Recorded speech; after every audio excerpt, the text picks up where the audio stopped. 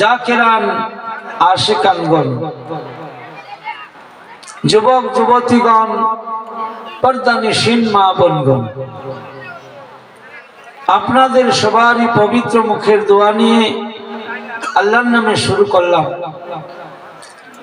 আল্লাহ পাক যাতে আমার অন্তর হইতে, মন হইতে অহংকার, গৌরব, তকব্বরি, বাহাদুরি, হিংসা, কিনা, দুনিয়ার মহব্বত সমস্ত বাহির করিয়া ঈমান ও ইখলাসের সাথে আল্লাহ এবং আল্লাহর রাসূল সাল্লাল্লাহু আলাইহি সাল্লামের রাজি ও খুশির জন্য বলার তৌফিক দান করে। সবাই বলুন আমিন।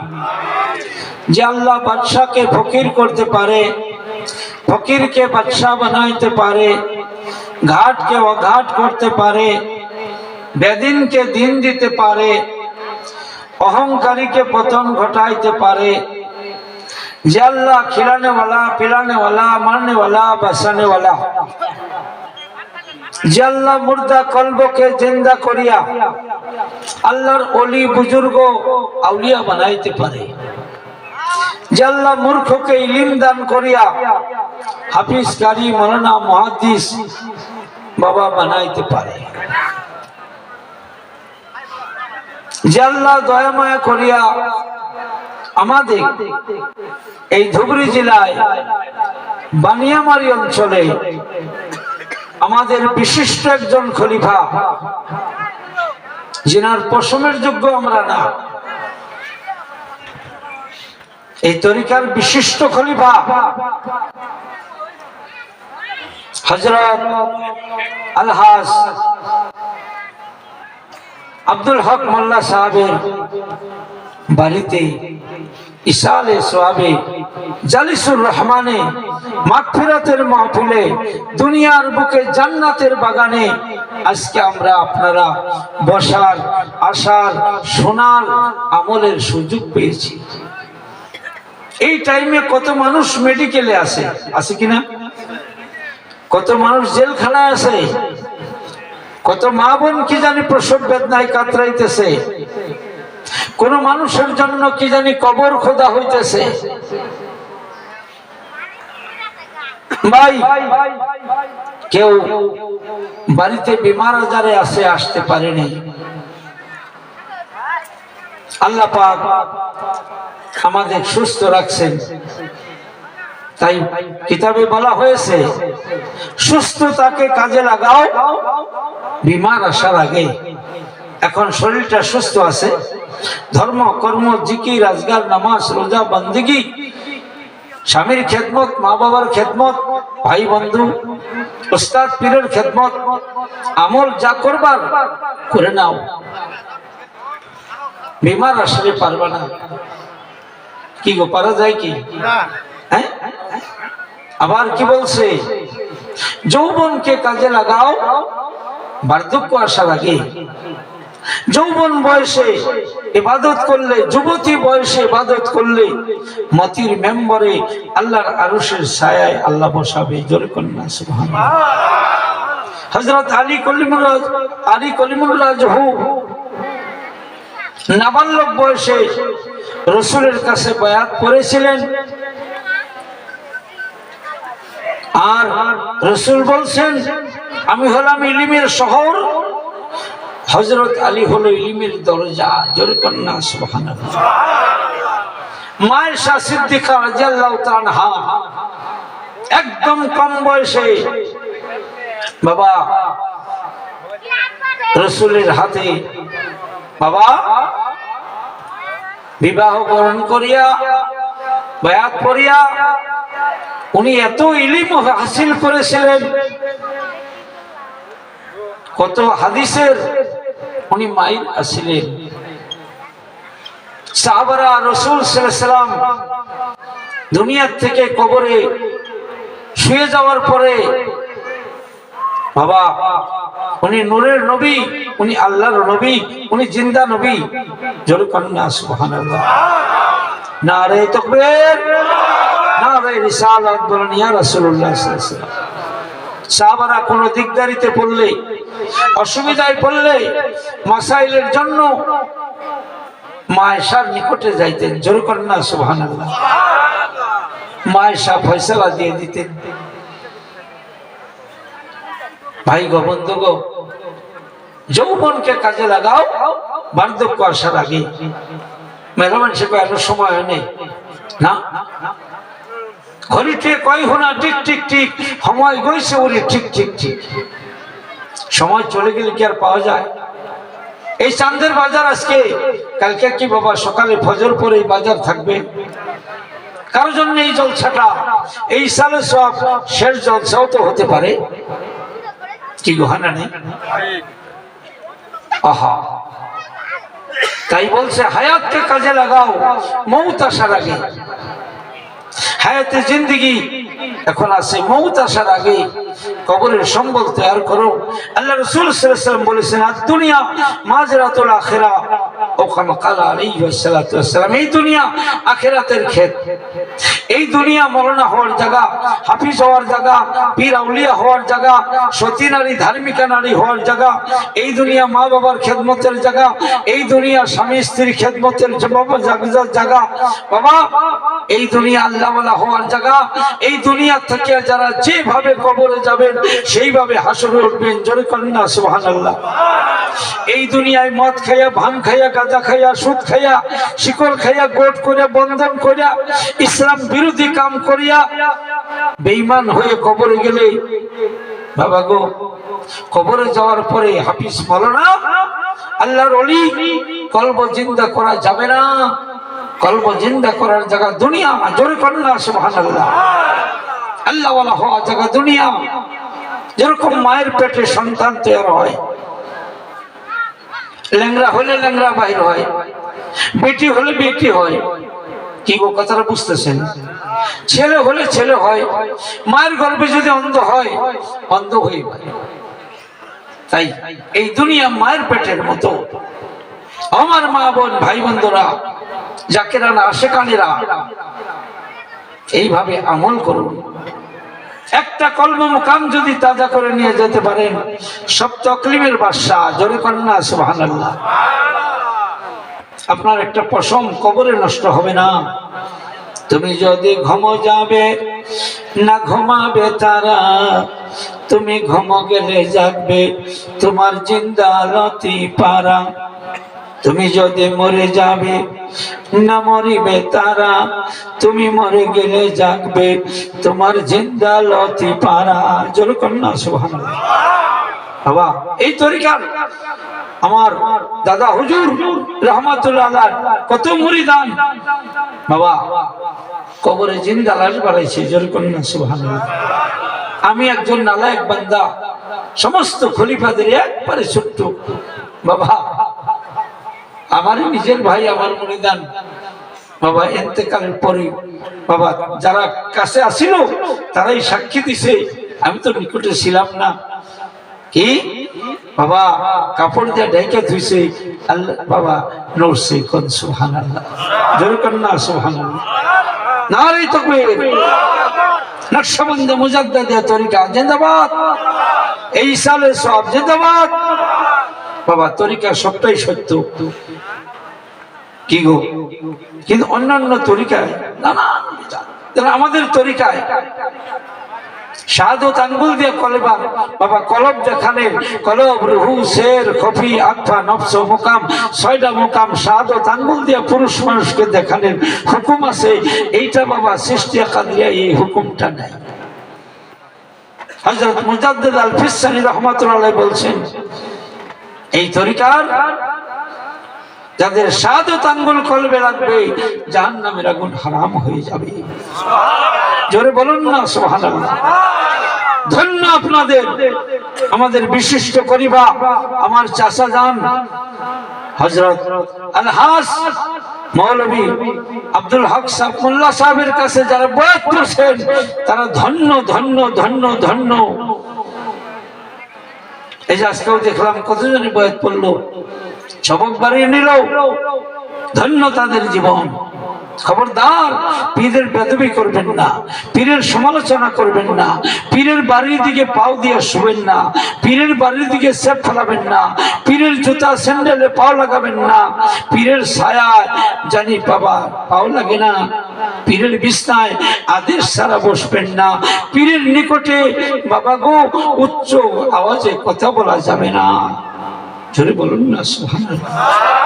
আদবে আউলিয়া আমাদের এই তরিকায় অতি আদব, ছোট মোটো আদব না, অতি আদব, মহব্বত, অতি মহব্বত। প্রথম অতি দিয়ে লিখছে অতি, অতি এই ছোট মোটো না, অতি আদব, মহব্বত, বুদ্ধি, সাহসের সাথে। জোরে করেন না সুবহানাল্লাহ।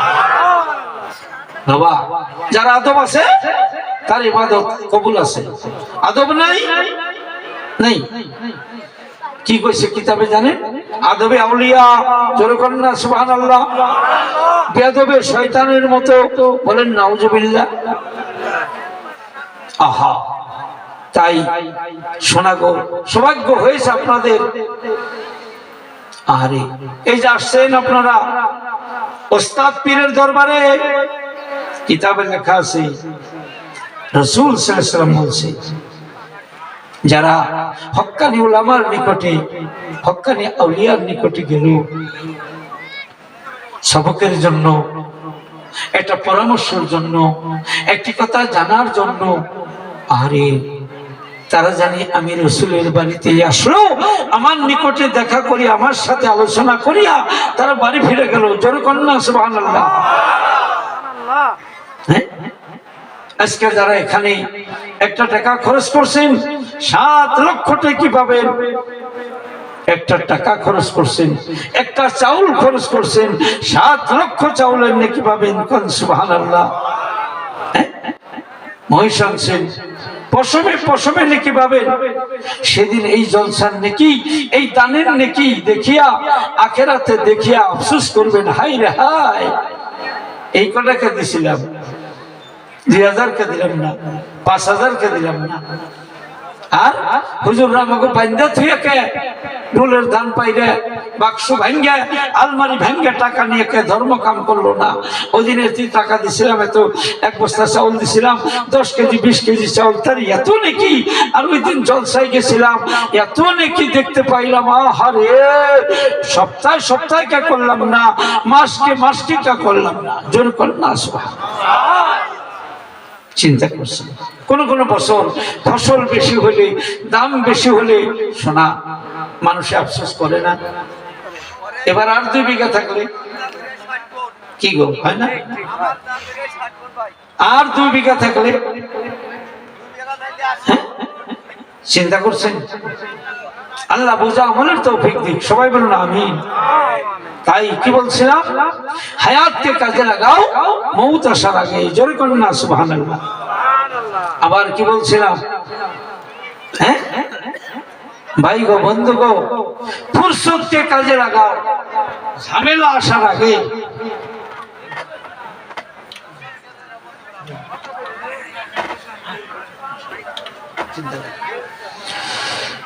আমার ভাই বন্ধুগণ, জাকিরানা শিকানগণ, আরে কি বলছে, ফুরসতকে কাজে লাগাও ঝামেলা আসার আগে। এখন ফুরসত পেয়েছো, ধর্ম কর্ম করো, ঝামেলা আসতে পারে, নাতি এটা ওটা সমস্যা। কি কইছে কিতাবে, তুমি ঝামেলা মুক্ত হও, আমি তোমার অন্তরকে চিন্তা মুক্ত করে দেব। জোরে কন্যা সুবহানাল্লাহ। আর তুমি ঝামেলা দিয়ে বোঝাই হবা, আমি তোমার অন্তরকে চিন্তা দিয়ে ভরপুর করে দিব। খালি টেনশন, খালি টেনশন। কি গো, কথা বিশ্বাস হইতেছে? আবার কি বলছে,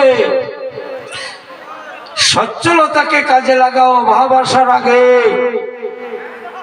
এখন কিছু ধনমাল আছে, মসজিদ, মাদ্রাসা, মক্তব, ইতিম, গরিব, কাঙ্গাল, আত্মীয় স্বজন, ধর্ম কাম, ইসালে সওয়াব, জিকিরের মাহফিল, মিলাদ কিয়ামের মাহফিল করো করো করো করো।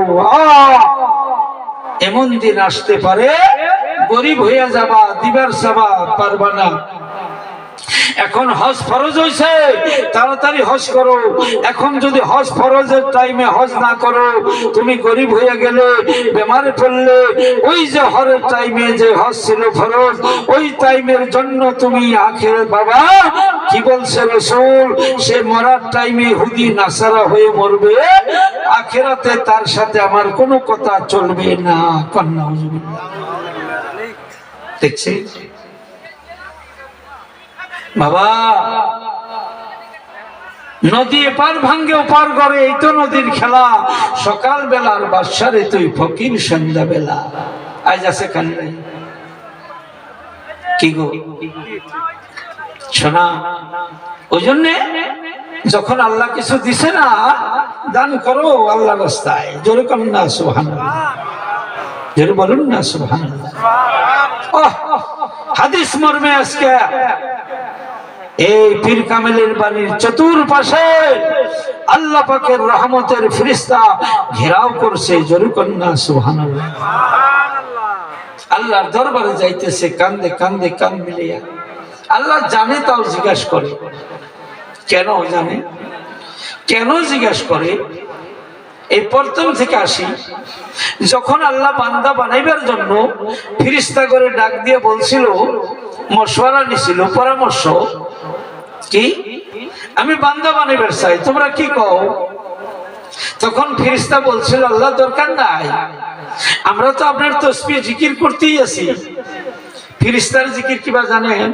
সুবহানাল্লাহ যার, হে সুবহানাল্লাহ, আলহামদুলিল্লাহ জান না, যে রুকুতে রুকুতেই, যে সিজদায় সিজদাই, যে দাঁড়িয়ে আছে দাঁড়িয়ে আছে, ইসরাফিল আলাইহিস সালাম সিংহা নিয়ে বসে আছে, ওই পর্যন্তই।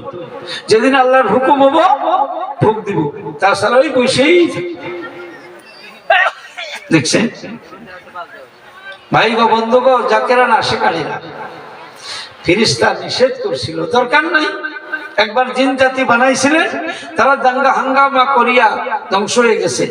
আবার আপনি মানুষ বানাইবেন, ফিতনা ফাসাদ দুনিয়ায় যত কিছুই করবে, তারা খুব অসুবিধা করবে। দেখছেন? হ্যাঁ ও ভাই বন্ধুগণ, আরে আল্লাহ কি বলছিল? বিসমিল্লাহির রহমানির রহিম, ইন্নী আ'লামু মা লা তা'লামুন, নিশ্চয় আমি আল্লাহ যা জানি তোমরা তা জানো না, আমি বান্দা বানামই। জোরে কোন সুবহানাল্লাহ। বান্দা বানাইলো। বান্দা যখন গুনার কাজ করে, জুয়া, মদ, ভাঙ, শিকড়, সুদ, মারামারি, কাটাকাটি, জিনা, ব্যভিচার, ইসলাম বিরোধী কাজ করে, ফেরেশতা লজ্জিত। কি আল্লাহ কইছিলাম না বান্দা বানাইও না? দেন না কি অবস্থা। আপনার বেটার যদি কেউ বদনাম করে, আপনার বেটার যদি অন্যায় কুকাম করে, আপনার কি জব থাকে? মাথা নিচু, হাসানা গো, কে গো শোনা? হ্যাঁ, আবার বান্দা যখন জিকিরের মাহফিল করে, এরকমই সালে সব করে, বান্দা নামাজ পড়ে, রোজা রাখে, দান খয়রাত করে, একে অপরের প্রেম মহব্বত করে, বাবা গো স্বামী স্ত্রী মহব্বত করে, শ্বশুর শাশুড়ির খেদমত ইত্যাদি, মা বাবার খেদমত, মা বাপ যার বাড়িতে, মক্কা মদিনা তার বাড়িতে। বলুন না সুবহানাল্লাহ। আরে মায়ের চেহারা দেখলেই কবুলতি নফল হজের সমান সওয়াব। মা বাবার চেহারা যতবার দেখবে, অত কবুলতি নফল হজের সমান সওয়াব। বান্দা যখন ধর্মে কাজ করে, তাই আল্লাহ জানিয়াও জিজ্ঞাসা করে, ফেরেশতা কোথায় গেছিলা? ফেরেশতা বলবে, আমরা ধবরি জেলা বানিয়ামারি গ্রামে একজন আল্লাহর পেয়ারা বান্দা, আল্লাহ গো তোমার পেয়ারা বান্দা আব্দুল হক মোল্লা সাহেবের বাড়িতে গিয়েছিলাম। সেখানে কি দেখলাম? দেখলাম আল্লাহ বিভিন্ন জায়গা থেকে, বিভিন্ন জেলা থেকে কত তোমার বান্দা, কত তোমার বান্দি বাড়িঘর সারিয়া, এই অঞ্চলের কত বান্দা বান্দি বাড়িঘর সারিয়া ঘুম কতে করিয়া ওই মজলিসে সমবেত হয়েছে। আবার তোমার কত বান্দা সে তারা তোমার কুদরত বয়ান করতেছে, জান্নাত জাহান্নামের কথা বয়ান করতেছে। মাওলা গো, তারা তোমার কুদরতের কথা শুনিয়া তারা জান্নাত তোমাকে দেখার জন্য লালায়িত, জান্নাতের কথা শুনিয়া জান্নাতে যাওয়ার জন্য লালায়িত, আগ্রহীত। আবার জাহান্নামের কথা শুনিয়া তারা চোখের পানি টুকে মাপ পাওয়ার জন্য। আল্লাহ বলবে ফেরেশতা, তারা কি আমাকে দেখছে বলে না দেখে নাই? আমার জান্নাত দেখছে বলে না দেখে নাই? আমার কি জাহান্নাম দেখছে বলে না তাও দেখে নাই? না দেখে তারা অবস্থা যেরকম, আল্লাহ গো, যদি তারা দেখতো তোমার নামের পাগল পারা হইতো। কোন সুবহানাল্লাহ। তখন আল্লাহ বলবে ফেরেশতা রে, ওই বান্দা বান্দিকে কি পুরস্কার দেওয়া উচিত বলো? তখন ফেরেশতা বলবে আল্লাহ, পুরস্কারের মালিক তো তুমি গো মাওলা, পুরস্কার তো আমাদের হাতে নাই, তবে আমাদের একটা আবেদন, তোমার কাছ থেকে জানি 1 নম্বর পুরস্কারটা পাই। তখন আল্লাহ খুশি হয়ে বলবেন, ও ফেরেশতা সাক্ষী থাক, আমি ওই মজলিসের সমস্ত নারী পুরুষকে ক্ষমা করে দেব। কন্যা সুবহানাল্লাহ, নারে তাকবীর, এই সাল সব কবুল হোক, নারে রিসালাত বলুন ইয়া রাসূলুল্লাহ। এই সৌভাগ্য পেয়েছে বাবা গো। ও জাকিরান আশিকানেরা, এই জাকিরানের দল, এই আশিকানের দল যেদিন নিজের নূর আলো নিয়ে জান্নাতের দিকে রওনা হবে, মতির মেম্বারে জায়গা দিবে। অন্য দলেরা বলবে এরা তো নবীও না, এরা কোনো সোহাদাও না, এরা কোনো সালেহিন না, হাইরে তোর এত মর্যাদা কেমন করে হলো? তখন বলা হবে এরা ওই দল যারা বিভিন্ন এলাকা থেকে আসিয়া আল্লাহ আল্লাহ রাসূলের প্রেমে, ইশকে মহব্বতে আর জিকির করছে, আদিন ধর্মের আলোচনা করছে। হাইরে হায়, সেরা সেই দল। জোরে কোন সুবহানাল্লাহ, জোরে বলুন না সুবহানাল্লাহ। জিকিরকারী তাজা, যারা জিকির করে না তারা মুর্দা। জিকিরকারী হাসতে হাসতে জান্নাতে চলে যাবে। মনে মনে জিকির করা, জোরে জোরে জিকিরের থাকিয়া 70 গুণ সওয়াব বেশি। নকশবন্দে মুজাদ্দিদের তরিকায় বেশি বেশি খালি খফি জিকির মনে মনে। আসরে তওবার ফাইজ, জোহরে আগুনের ফাইজ, বাবা মাগরিবে 6টি ফাইজ, আবার 5 রাত্রিতে ফাইজ। বাবা কারো যারা দায়রা সবক আছে তারা সেইভাবে আমল করে। জোরে কন্যা সুবহানাল্লাহ। মনে মনে 70 গুণ সব বেশি। জোরে কন্যা সুবহানাল্লাহ। প্রত্যেক নামাজের পরে শোনা গো 1-2 মিনিট হলো জিকির করিয়া মনে মনেও যদি হয় আনতাল হাদি আনতাল হক, লাইসাল হাদি ইল্লাহু হক, লা ইলাহা ইল্লাহু আনতাল কারীমুল মাবুদ। এই দোয়াটা ফেরেশতারা জিকির করিয়া আল্লাহর দরবারে মোনাজাত করে। জোরে কন্যা সুবহানাল্লাহ। এই দোয়া জিবরাইল ফেরেশতা বাবারে বাবা নবীকে জানিয়েছিলেন, দয়ার নবী আবু বকর সিদ্দিক রাদিয়াল্লাহু তাআলা আনহুকে জানিয়েছিলেন। এইভাবে দুনিয়ায় ছড়িয়ে গেছে, আনতাল হাদি, নিশ্চয় আল্লাহ তুমি হেদায়েতকারী, আনতাল হাদি আনতাল হক, নিশ্চয় তুমি আল্লাহ হক আর সব হক, লাইসাল হাদি, তুমি ছাড়া কেউ হেদায়েত দিতে পারে না, ইল্লাহু, একমাত্র তুমি মাবুদ, আনতাল কারীমুল মাবুদ, তুমি করম করনে वाला, তুমি রহম করনে वाला। জোরে কন্যা সুবহানাল্লাহ। কত মধুর! এটা যদি কান্দা কান্দা বলতে পারো, চোখের পানি ফেলাইতে পারো, আল্লাহর ইশকে নবীর ইশকে 1 ফোঁটা চোখের পানি যার চোখ দিয়ে বাড়াবে মাছির মাথার সমান, রাসূল বলে তার জন্য জাহান্নামের আগুন হারাম হয়ে যাবে। জোরে কন্যা সুবহানাল্লাহ। বাবারে আল্লাহ রাসূল সাল্লাল্লাহু আলাইহি সাল্লাম এই জান্নাতের বাগানের কথা কি বললো? একদিন রাসূল এইভাবে বাবা সাহাবার সামনে নিয়ে বয়ান করলেন, ভাষণ দিলেন। ও আমার সাহাবারা শোনো, তোমরা দুনিয়ার বুকে জান্নাতের বাগানে বেশি বেশি বসিও। সাহাবারা আরজ করলেন, ইয়া রাসূলুল্লাহ, ইয়া হাবিবাল্লাহ, দুনিয়ার বুকে আবার জান্নাতের বাগান কোথায়?